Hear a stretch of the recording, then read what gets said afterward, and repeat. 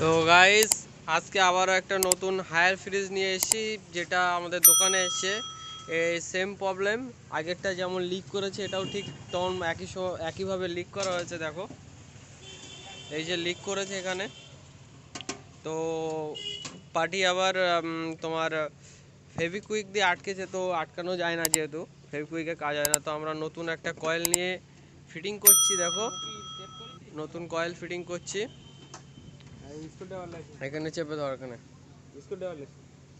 তো আমরা নতুন একটা লাগাচ্ছি, দেখো কিভাবে লাগাই।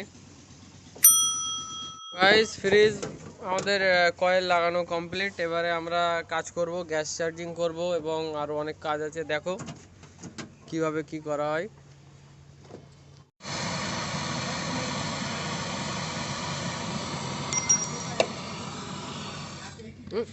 বন্ধ করো, কেন?